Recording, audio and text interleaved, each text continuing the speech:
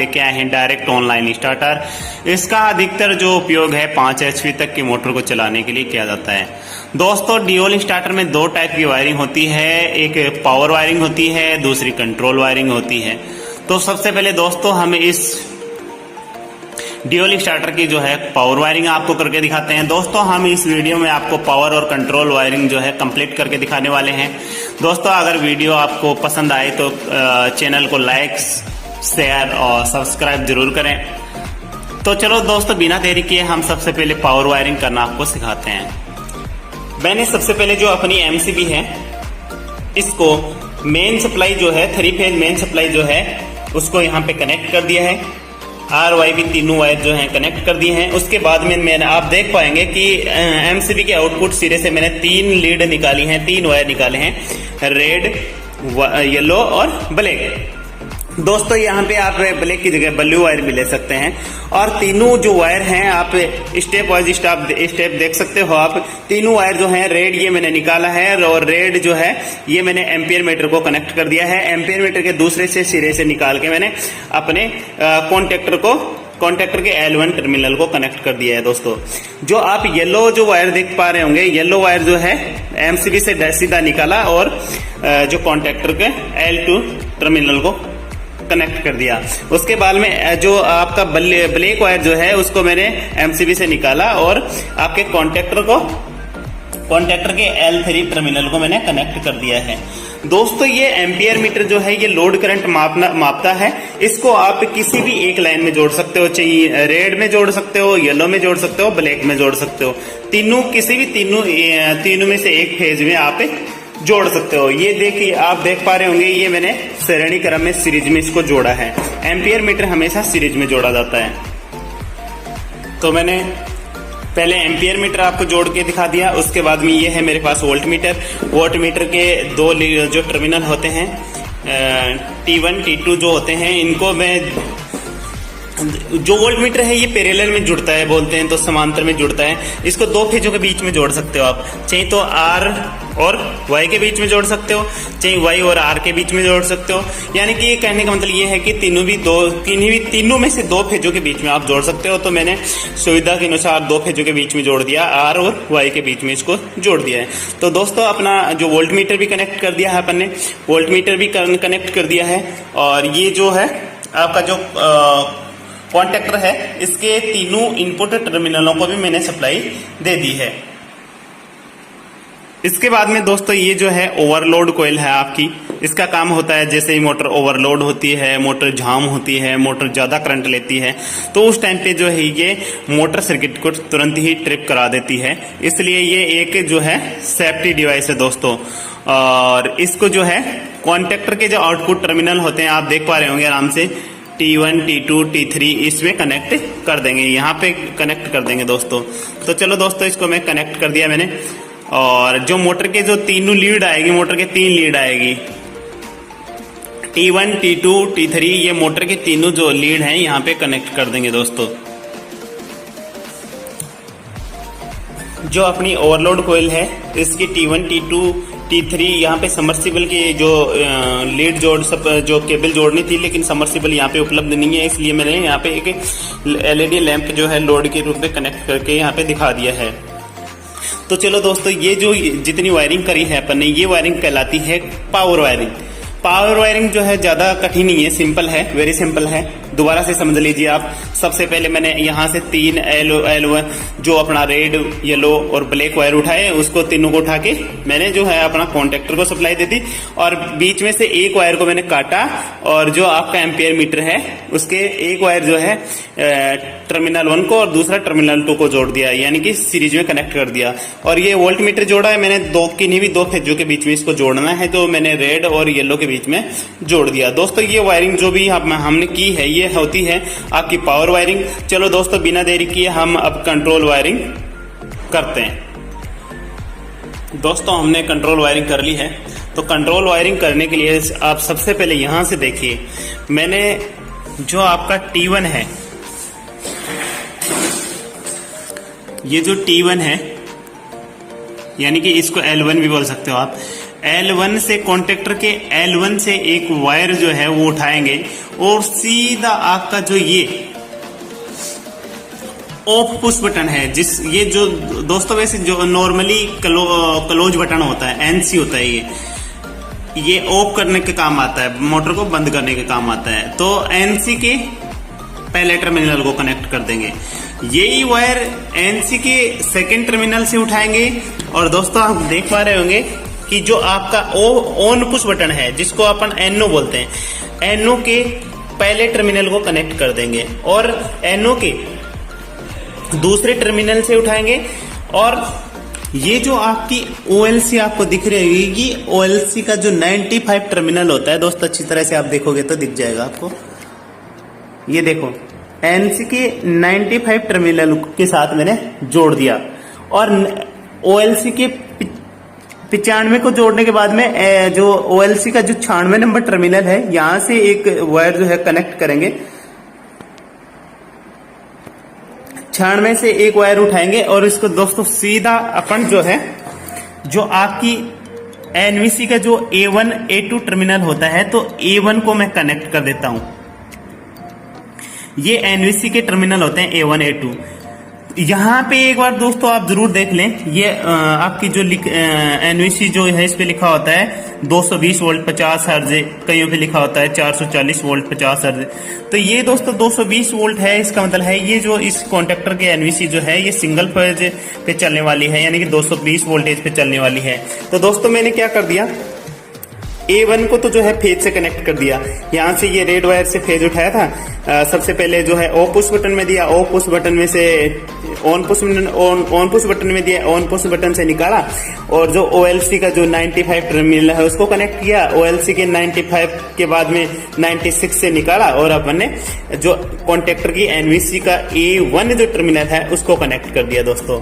उसके बाद में दोस्तों मैंने यहाँ A2 जो है, अच्छी तरह से आप देख पाएंगे, A2 जो टर्मिनल है ये वाला, इसको मैं जो है फेज नहीं दूंगा, क्योंकि अगर फेज दे दूंगा तो डबल फेज हो जाएंगे, 2 फेज हो जाएंगे।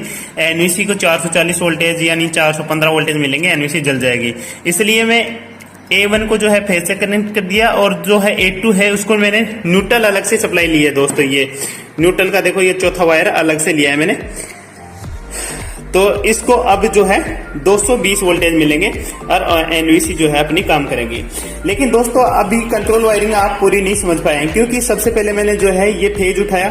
अब ये जो फेज रेड से उठाया, ये मैं येलो भी से भी उठा सकता हूँ, ब्लैक से भी उठा सकता हूँ, तीनों में से किसी भी एक फेज से उठा सकता हूँ। यहीं से उठाया, ऑफ पुश बटन में दिया, ऑफ पुश बटन से निकाला, अपने OLC का 95 में दिया, 95 से निकाला, 96 से निकाला और जो एनवीसी का जो A2 को जोड़ दिया। लेकिन दोस्तों ये 2 वायर आप देख पा रहे होंगे, येलो वायर मैंने जोड़े हैं।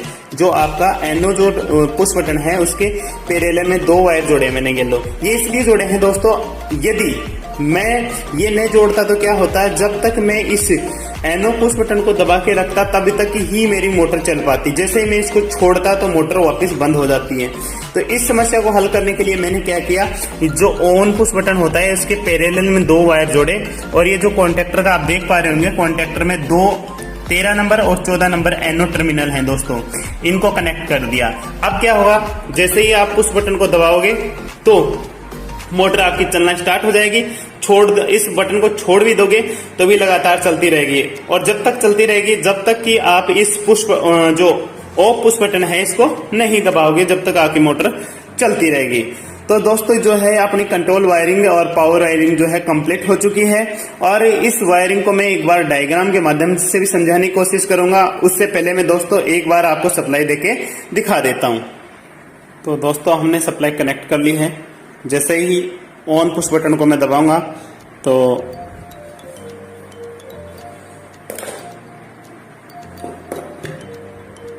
मेरा जो कॉन्टेक्टर है होल्ड हो जाता है। देखो दोस्तों ये कॉन्टेक्टर जो है होल्ड हो गया। लेकिन आप बोलोगे कि सर एम्पियर मीटर जो है लोड क्यों नहीं दिखा रहा, तो इसलिए नहीं दिखा रहा क्योंकि जो अपना एलईडी जो है वो बहुत ही कम रेटिंग की है, इसलिए ये ज्यादा करंट। और मैं जैसे ही ऑफ पुश बटन दबाता हूँ तो मेरा जो कॉन्टेक्टर है ऑफ हो जाता है, दबाते ही ऑन ऑफ। दोस्तों ये कंट्रोल वायरिंग और पावर वायरिंग आपको समझ में आई होगी उम्मीद है। और इसमें जो है काफी सारी और भी फंक्शन होते हैं, जैसे मोटर ऑफ है तो उस समय इंडिकेटर जलता है, ऑफ होते ही जलता है, मोटर ट्रिप होते ही फिर एक इंडिकेटर लगाते हैं वो भी जल जाता है। तो वो दोस्तों वायरिंग जो है आगे हम अगले वीडियो में दिखाएंगे, आपको नेक्स्ट पार्ट में दिखाएंगे। दोस्तों अब हम जो है इस कंट्रोल वायरिंग और पावर वायरिंग को है डायग्राम के माध्यम से भी समझ लेते हैं। दोस्तों हमने डायग्राम बना लिया है। डायग्राम में सबसे पहले अपन मेन सप्लाई जो है L1, L2, L3 उसको MCB के साथ कनेक्ट कर दिया है और MCB को जो है मेन कॉन्टेक्टर के साथ कनेक्ट कर दिया है और मेन कॉन्टेक्टर को जो है अपनी OLC जो है उसके साथ दोस्तों कनेक्ट कर दिया है। और OLC की जो आउटपुट टर्मिनल होते हैं दोस्तों T1, T2 और T3 उसको दोस्तों मैंने मोटर की लीड के साथ कनेक्ट कर दिया है। दोस्तों ये जो वायरिंग थी ये पावर वायरिंग थी। अब करते हैं दोस्तों हम कंट्रोल वायरिंग। कंट्रोल वायरिंग के लिए दोस्तों सबसे पहले अपने को ये देखना होगा कि अपनी जो NVC है वो 415 वोल्ट की है या 220 वोल्ट की है। दोस्तों अगर 415 वोल्ट की अपनी NVC होगी तो अपने को NVC के A1 A2 को दो फेज के साथ कनेक्ट करना पड़ेगा और अगर अपनी NVC 220 वोल्ट 50 हर्ट्ज की है तो हमारे को इसको एक फेज और एक न्यूट्रल के साथ कनेक्ट करना पड़ेगा। अब दोस्तों हमारे वीडियो में जो है हमने जो कॉन्टेक्टर काम में लिया था वो 220 50 हर्ट्ज वोल्ट की NVC थी, तो इसलिए दोस्तों हमें एक फेज काम में लेंगे और एक न्यूट्रल काम में लेंगे। तो सबसे पहले दोस्तों मैं किन्हीं भी तीनों में से एक फेज जो है वो यहाँ से लूप करके मैं उठा लेता हूँ दोस्तों। तो मैंने दोस्तों L3 फेज का यूज कर रहा हूँ मैं। L3 फेज को दोस्तों मैं सबसे पहले जो अपना NC पुश बटन होता है दोस्तों, नॉर्मली क्लोज पुश बटन होता है NC, उसको सप्लाई जोड़ देता हूं दोस्तों। ये NC एक ऑफ पुश बटन होता है दोस्तों। NC की आउटपुट टर्मिनल से एक मैं वायर निकालता हूं और जो अपना NO जो पुश बटन होता है नॉर्मली क्लोज, ये ऑन बटन होता है दोस्तों, इसके साथ कनेक्ट कर देता हूं और इसको दोस्तों निकाल के डायरेक्ट जो आप देख पा रहे होंगे OLC का जो 95 टर्मिनल है उसके साथ कनेक्ट कर देता हूं और NVC का जो 96 जो टर्मिनल है, जो NVC का जो A1 टर्मिनल है इसके साथ कनेक्ट कर देता हूं मैं। और NVC का जो A2 दोस्तों बच जाता है उसको मैं अगर मेरा 415 वोल्ट की अगर NVC होती तो मैं यहीं पे इन दो बचे L1 और L2 में से किसी भी एक फेज के साथ में कनेक्ट इसको यहाँ कर देता। लेकिन अपनी जो NVC है वो 220 वोल्ट की है, इसलिए मैं दो फेजों के बीच में नहीं जोड़ूंगा, नहीं तो वह जल जाएगी। इसलिए मैं यहाँ पे एक न्यूट्रल सप्लाई लेता हूँ और न्यूट्रल सप्लाई को मैं A2 टर्मिनल के साथ कनेक्ट कर देता हूँ दोस्तों। लेकिन दोस्तों जैसे ही मैं इस पुश बटन को दबाऊंगा तो सप्लाई जो है यहाँ से होती हुई यूं घूमती हुई और ये होती हुई इस NVC में से पास हो जाएगी और आपकी मोटर जो है उसका प्लंजर जो है इधर खींच जाएगा और आपकी मोटर की सप्लाई जो है इधर से जो है इधर चली जाएगी और आपकी मोटर स्टार्ट हो जाएगी। लेकिन ये दोस्तों जब तक ही चलेगी जब तक इस आप NO पुश बटन को दबा के रखोगे। तो दोस्तों NO पुश बटन को एक बार दबाने के बाद में लगातार मोटर चलती रहे, इसके लिए दोस्तों हम क्या करते हैं, यहाँ पे जो ऑक्सिलरी आपका कॉन्टेक्टर होता है उसमें चौथा जो टर्मिनल होता है 13 नंबर और 14 नंबर, वो दोस्तों एक ऑक्सिलरी कॉन्टेक्टर होता है, ऑक्सिलरी NO कॉन्टेक्टर होता है NO। इसको जो है ये आपका NO पुश बटन है, इसके साथ पैरेलल में कनेक्ट कर देते हैं समांतर में। तो दोस्तों यहाँ से मैं उठाता हूँ 13 नंबर टर्मिनल को और इस वायर के ऊपर से लेके मैं क्या कर देता हूँ, जो आपका NO पुश बटन जो है ऑन पुश बटन उसके पहले टर्मिनल के साथ कनेक्ट कर देता हूं। और दोस्तों आपका जो कॉन्टेक्टर का जो ऑक्सिलरी कॉन्टेक्टर का 14 नंबर NO जो टर्मिनल है उसको मैं जो है आपके NO पुश बटन के सेकंड नंबर टर्मिनल के साथ कनेक्ट कर देता हूं। अब दोस्तों जैसे ही आप इस पुश बटन को दबाओगे तो मोटर लगातार चलती रहेगी, जब तक चलेगी जब तक आप इस NC यानी कि ऑफ पुश बटन को प्रेस नहीं करें, जब तक आपकी मोटर चलती रहेगी। मोटर दोस्तों ऑफ पुश बटन को बिना प्रेस किए जब भी बंद होगी, जब आपकी मोटर ओवरलोड होगी उस टाइम पे जो है आपकी ये OLC जो है परिपथ को ट्रिप करवा देगी। थैंक यू दोस्तों, नेक्स्ट वीडियो में फिर मिलते हैं।